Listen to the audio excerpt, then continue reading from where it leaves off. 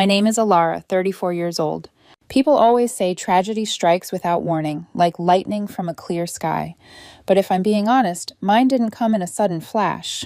It crept in slowly, like water leaking behind a wall, quiet and steady, rotting everything from the inside out before anyone noticed. I'm a music teacher. I've taught piano since I was 16, and if there's one thing I know, it's that silence can be more dangerous than sound. For me, the silence started at home, inside the walls I thought were built from love.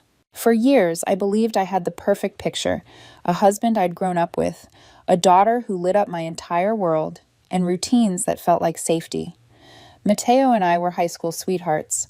Our first kiss had been in the dusty band room, his lips brushing mine, while the trumpet section practiced scales in the next hallway. A week after graduation, when I found out I was pregnant, there wasn't even a pause. He proposed in the smallest park in town, sweaty hands, crooked grin, and we married before summer ended. We moved into a cramped apartment near my parents, with thin walls and a leaky faucet that never stopped dripping. But it was ours, and we filled it with laughter, late-night ramen noodles, and lullabies sung off-key. For years, I thought we were happy, or at least I thought I was. Our daughter, Lena, became the center of everything. She was sharp and witty, the kind of child who said things that made adults pause because she saw through pretenses. At the dinner table, she'd make faces at mashed potatoes or tell jokes that sent us into helpless laughter. We didn't have money, but we had rituals. Friday night movies with popcorn, baking disasters on rainy Sundays, pillow forts that stayed up far too long in the living room. And Mateo, in those early days, he used to text me in the middle of his shift just to say, "I miss you." Those little words made me feel like the luckiest woman alive. But happiness doesn't always leave in a storm. Sometimes it dissolves quietly. It started when Lena was about 10. Mateo began working late, at first once a week, then twice, then so often that dinner without him became normal. He said he had networking drinks, team dinners, weekend golf games, and seminars. He still came home. He still kissed me on the cheek. But the warmth in his eyes dimmed, replaced by something blank, absent. I didn't push. I told myself he was tired, stressed, that the economy was rough and everyone was stretched thin. He hadn't changed jobs or departments. Whenever I asked who he was meeting, his answer was vague. No one you know. I tried to sound supportive, but my voice always betrayed me. Too soft, too unsure, as if even I didn't believe myself anymore. Eventually, his updates shrank to single-line texts. Eating late. Don't wait up. The kind of message that left me staring at a cold dinner plate until my appetite vanished.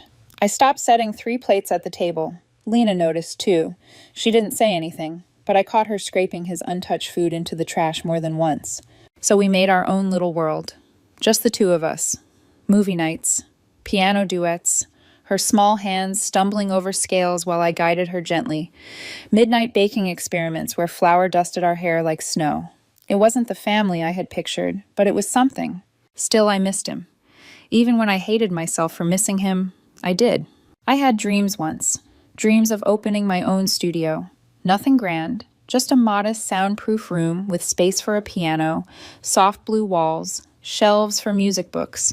I even carried paint swatches in my wallet for years, but our life stayed in rentals, and that dream stayed folded in the corner of my mind like sheet music I couldn't play yet. One Saturday morning, I decided to speak. Mateo was home, which had become rare. Lena had slept over at her best friend Lily's house, and the apartment felt strangely quiet without her chatter. I brewed his coffee and placed it on the counter where he sat scrolling on his phone. He didn't look up. "Hey," I started carefully, sliding the mug toward him. "I've been thinking, maybe we should look into buying." He glanced up, eyebrows raised. "Buying what?" "A house," I said softly. "Even something small, something that's ours. Lena's getting older. I'd love to set up a proper studio at home." He laughed. Not a chuckle, not even amused. A sharp, mocking laugh that cut me in half. "Ilara, I'm 36. If we take out a mortgage now, we'll be in debt until retirement, assuming we even make it that far. And anyway, we missed the window. You're supposed to buy when your kid is little, raise them there. What's the point now?" I swallowed hard. It's not about Pinterest boards, it's about independence. Security. You hate paying rent. He grabbed his keys without looking at me. "I'm not talking about this, we can't afford it, end of story." And then he left, No kiss, no goodbye.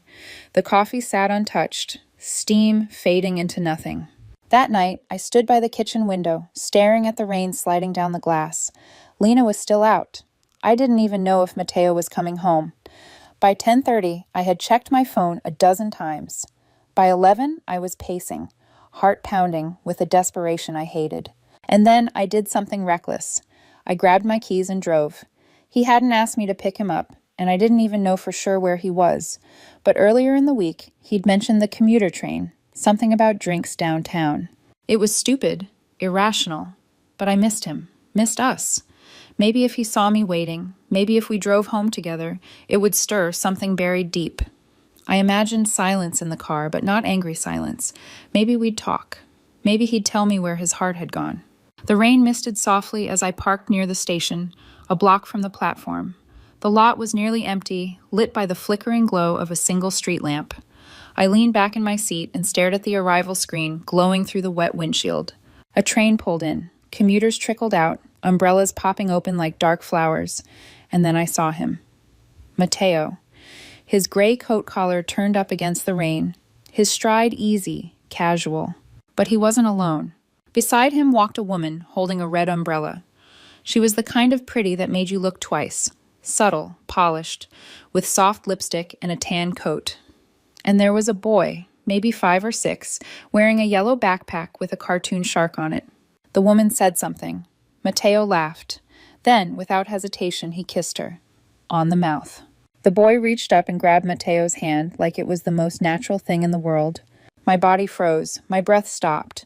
The buzzing in my ears drowned out everything else, the station, the rain, the world. And I didn't notice the light turn red, or the truck barreling from the left. All I remember is the slam, the way my body lifted, the crunch of glass and metal and bone, and then nothing. Just blackness, like sinking into the deepest part of the ocean. The first thing I felt was cold. The second was absence. When I forced my eyes open, the ceiling above me was blinding white.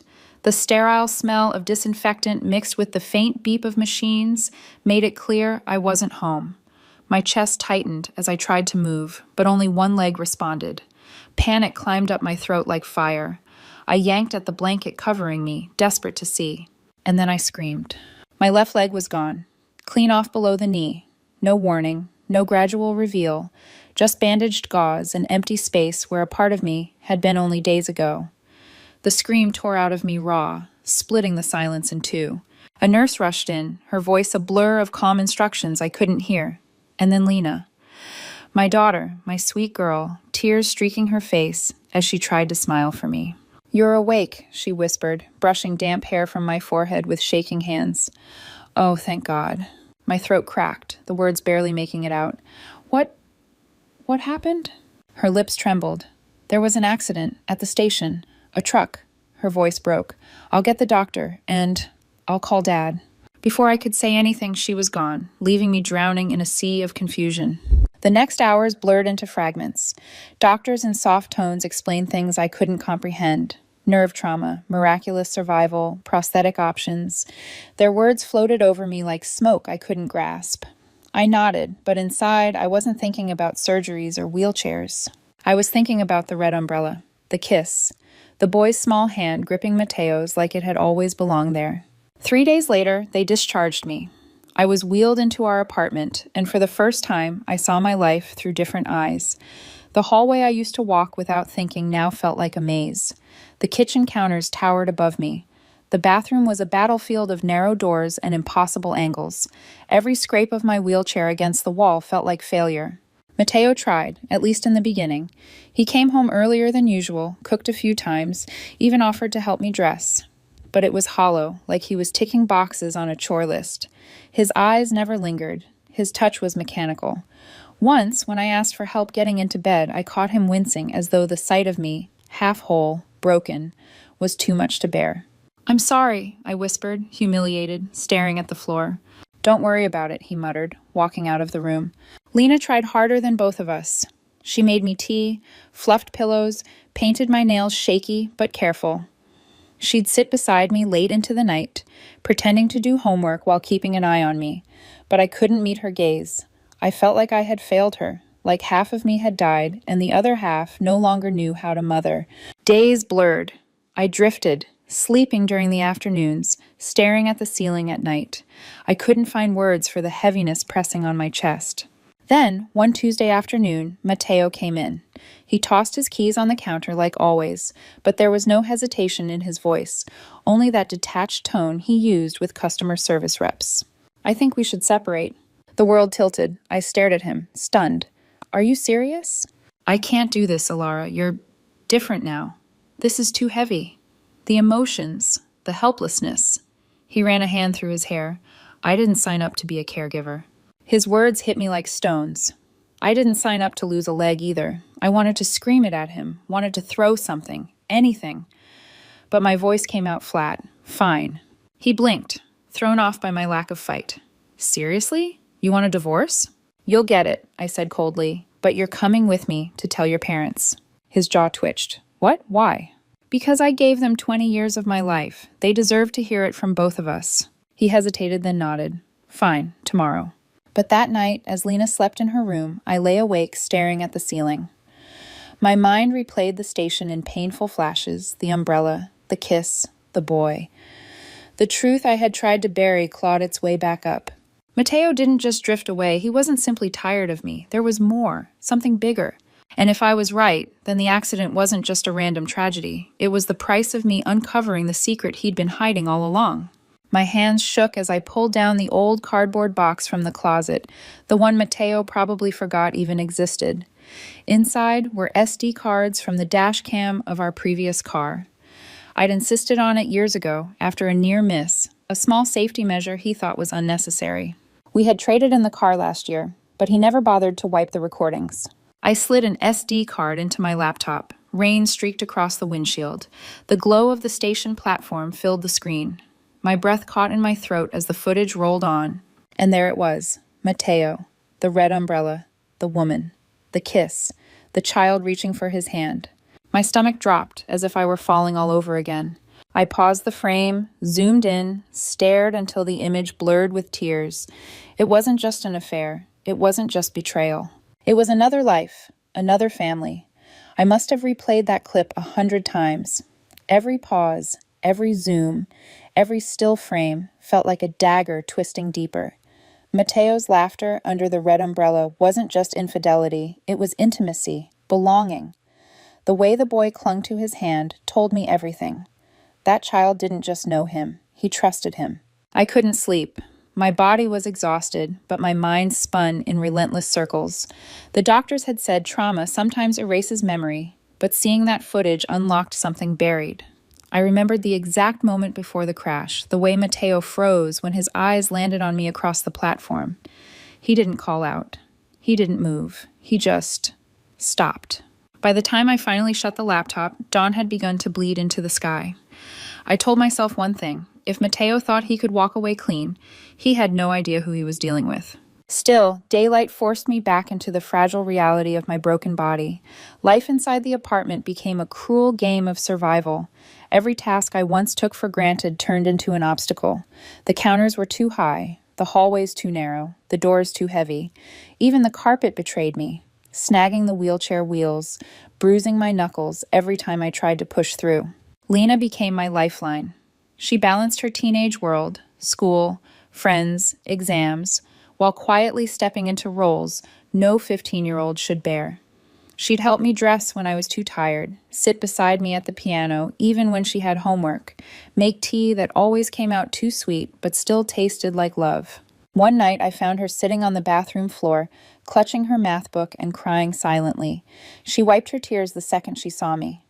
"I'm fine, Mom." But I knew she wasn't. She was trying to carry both of us, and it was breaking her. That guilt crushed me more than the accident ever had. I felt like I'd failed her twice, once by letting Matteo drift away unnoticed, and again by letting my grief hollow me out when she needed me most.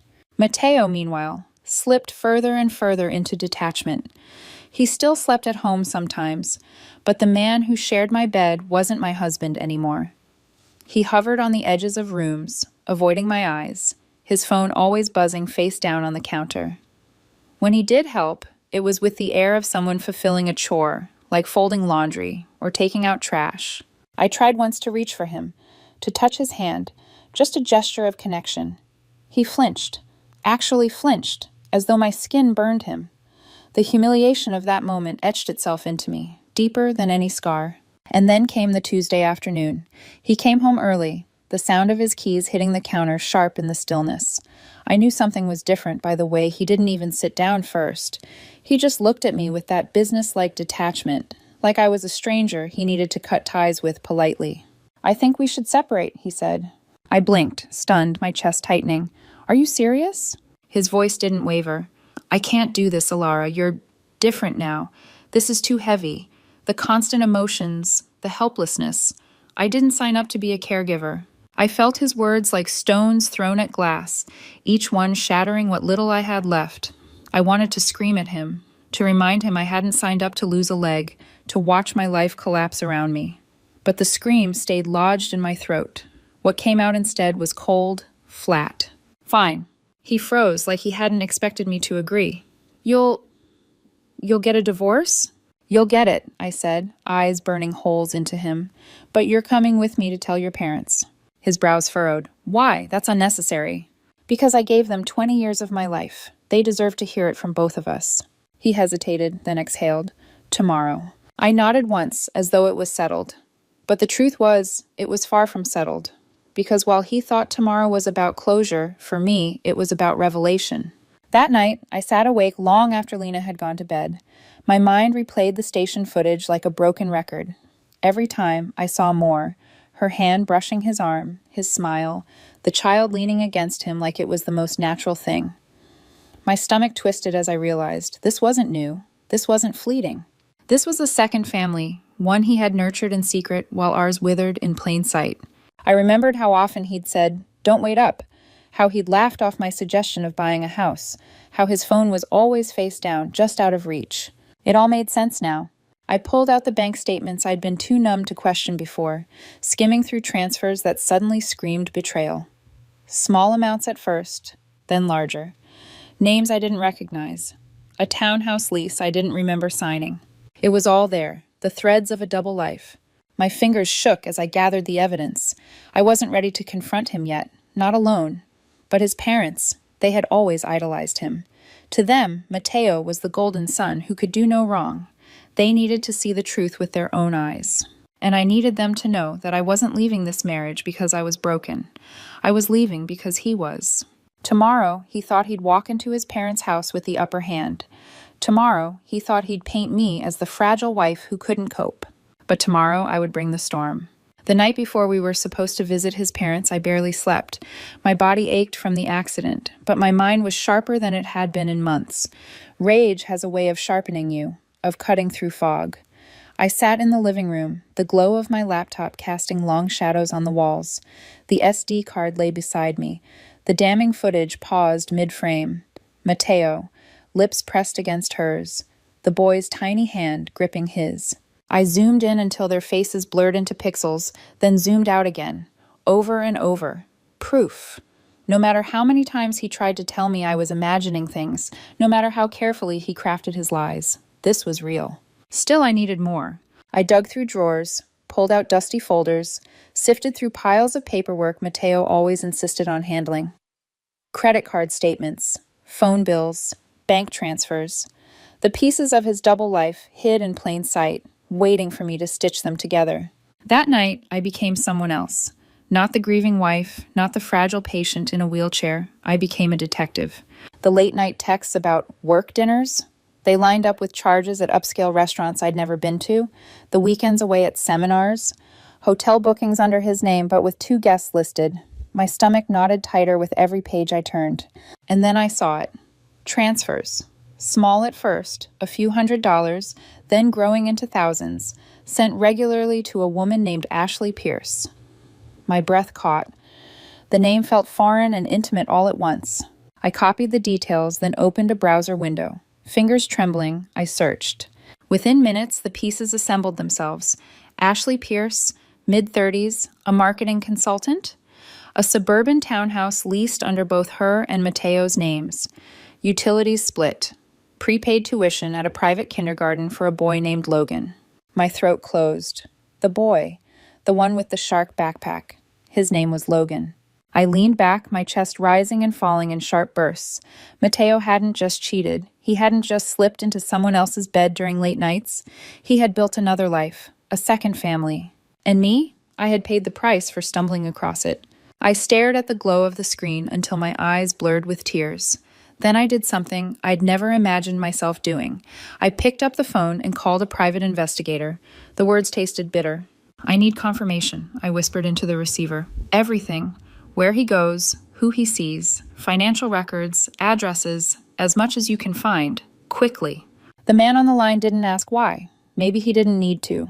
People don't hire investigators for happy reasons. By morning, I had more than enough. Copies of birth certificates, bank statements, photographs. A paper trail so damning, even Mateo's smooth tongue couldn't talk its way out. Logan's birth certificate listed no father, but the PI confirmed what I already knew.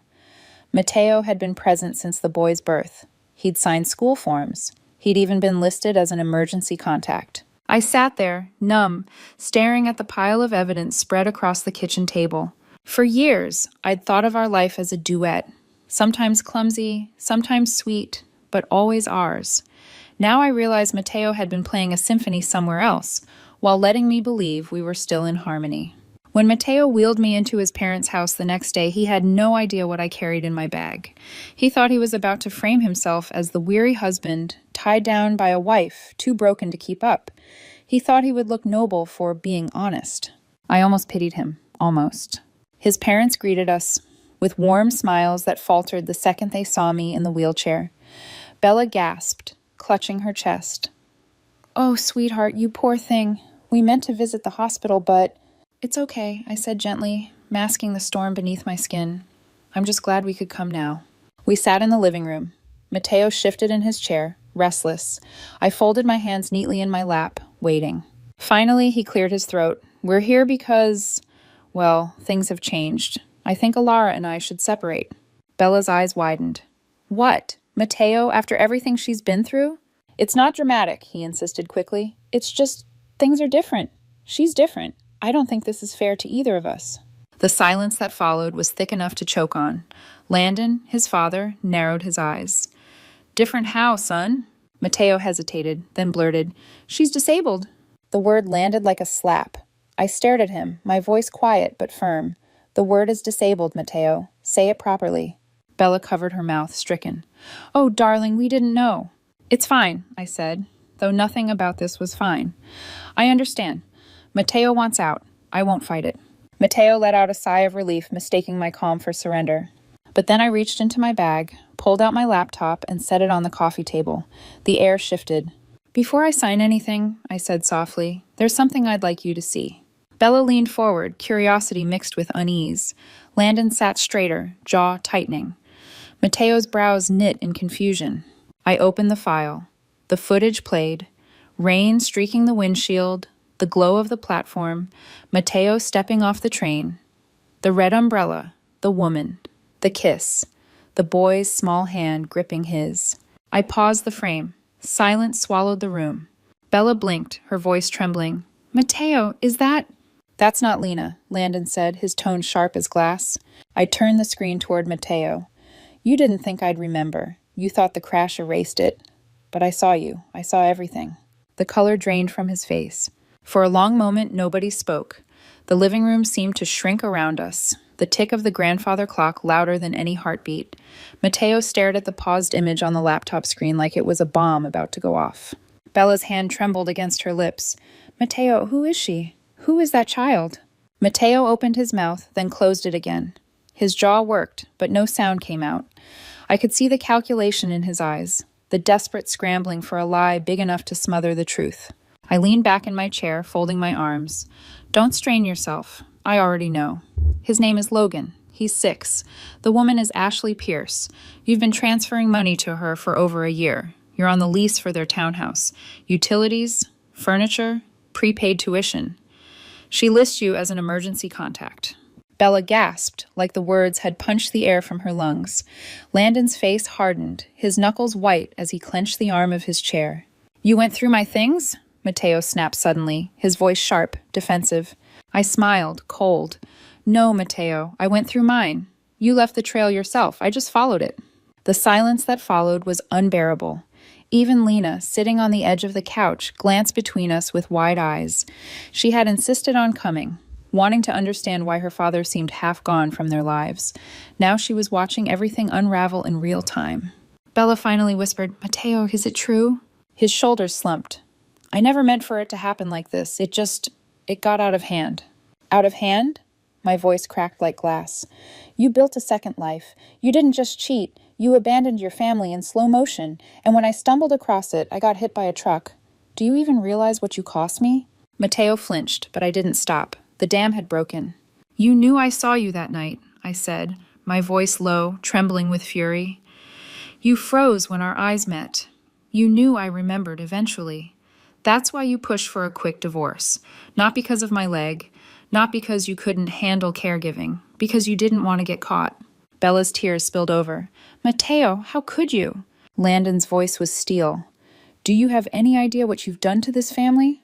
Mateo ran his hands over his face, muttering, "I just wanted—" "What?" I cut in sharply. "2 perfect lives? One with a loyal wife you could discard, and one with a shiny new family you could parade around without baggage? You wanted to start over while pretending we didn't exist." The weight of my words filled the room like smoke. Mateo's face crumpled, his composure slipping. But still, he didn't apologize. He didn't reach for Lena. He didn't look at me. I closed the laptop gently, the click of the hinge sounding final. I didn't come here for apologies. I didn't come here for pity. I came here for clarity. Bella reached out, her voice breaking. "Alara, we didn't know." "I know you didn't," I said softly, "but now you do." The air grew heavy again, charged with something close to despair. Landon leaned forward, his gaze fixed on his son. "You've shamed us. You've shamed her. You've shamed your daughter. And for what? A secret life you thought you could juggle forever?" Mateo's lips parted, but Landon cut him off with a raised hand. "Don't bother answering. We've heard enough." I felt the ache in my chest deepen, but underneath it was a sharper, stronger current. Resolve. For months, I had felt like a broken woman trapped in a cage of guilt and grief. But sitting there, watching Mateo unravel under the truth, I realized something. I still had power. I straightened in my wheelchair, my voice steady. "I'll sign the divorce papers, Mateo. I'll let you have your second chance with your shiny new life. But there's a price." Bella looked at me sharply. "How much do you want?" I shook my head. "Not money. Independence. A home that fits me now.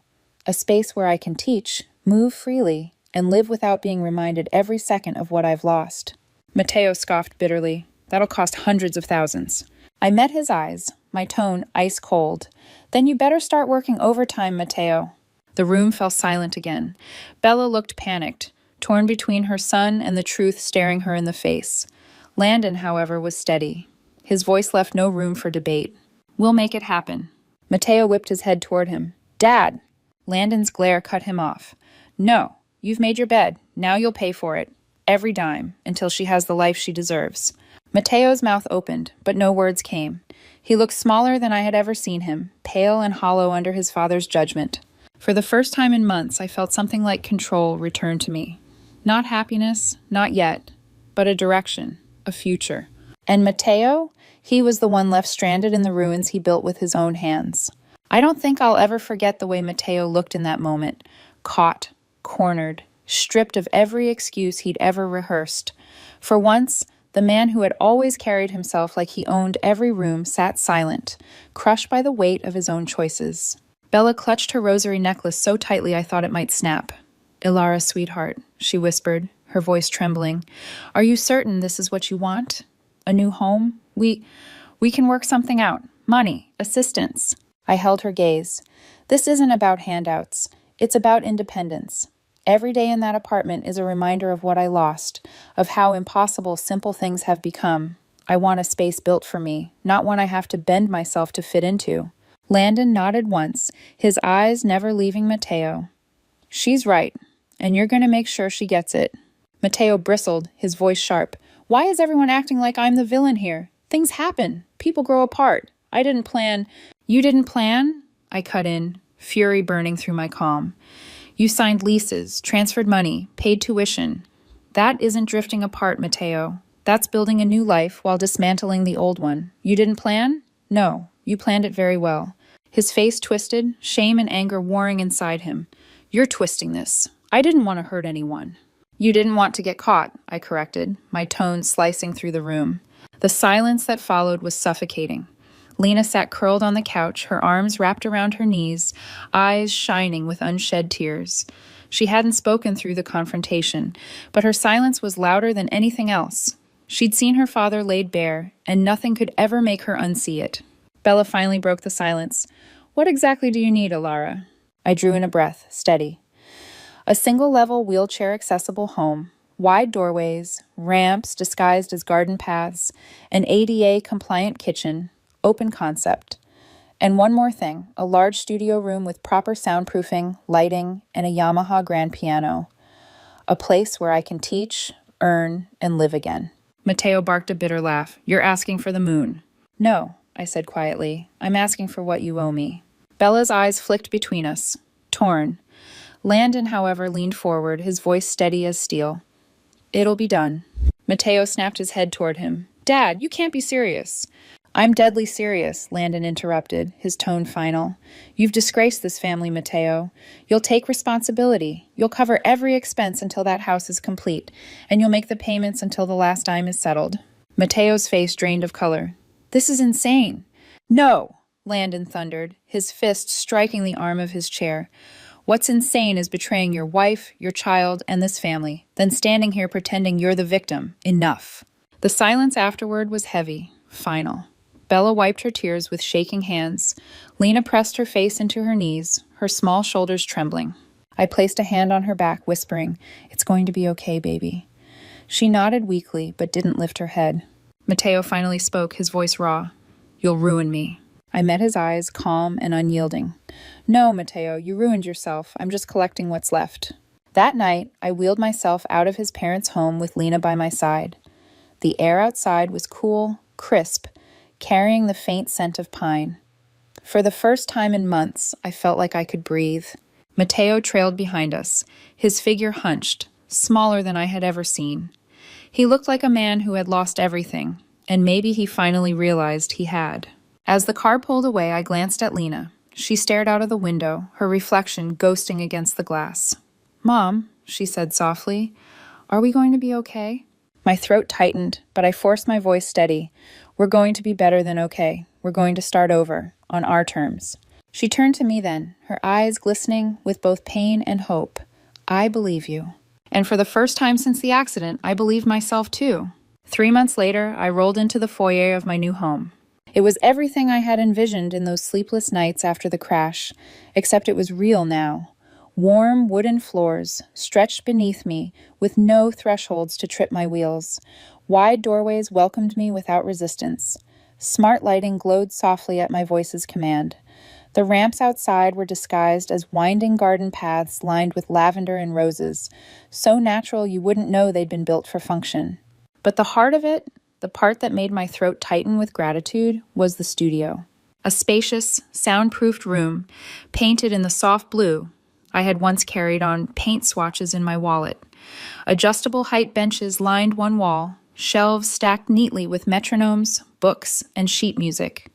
In the center, a brand new Yamaha grand piano gleamed, its polished black surface reflecting the sunlight streaming in through high windows. I wheeled myself closer, reached out, and let my fingertips glide across the cool keys. The first chord I played reverberated through the room, rich and full. Tears welled in my eyes, not from sorrow this time, but from something that felt dangerously close to joy. Word spread quickly. Soon, my studio was full of children, eager to learn from the piano teacher in the wheelchair. I worried at first that I'd be a curiosity, but I wasn't. I became a story, yes, but one rooted in resilience. Parents whispered about how I understood rhythm, patience, and struggle. Kids laughed in my hallways, their small fingers stumbling over keys until they found music. And Lena, my sweet Lena, thrived here. She volunteered during lessons, helping younger kids carry sheet music or adjust their stools. She brought her own keyboard into the studio, practicing beside me until the evening stretched late. One night, as I was closing up, she turned to me and said, her voice alive with certainty, "I want to go to music school, maybe even open another studio with you someday." I cried quietly that night, not wanting her to see, because her dream was the most beautiful melody I'd ever heard. Matteo, on the other hand, withered in the background. He came by only once after the house was finished. He was thinner, his skin sallow, the confident man I once knew, replaced by someone diminished. He held out an envelope, part of the financial agreement. "I'm supposed to drop this off," he said, his voice flat. I took it without a word. He lingered, his eyes darting toward Lena's room. "She doesn't answer my messages." "She knows enough," I said evenly, "that you were unfaithful, that you left. She doesn't want details. She doesn't want lies." His throat worked as he swallowed. "And Logan?" I raised an eyebrow. "That's your problem now." I didn't slam the door. I didn't scream or curse him, though God knows part of me wanted to.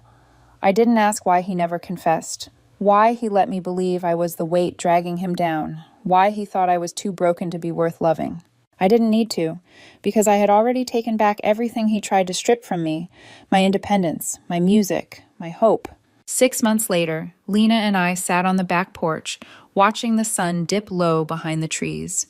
The air smelled faintly of citrus candles, and inside, the house hummed with faint echoes of laughter from my students earlier that day.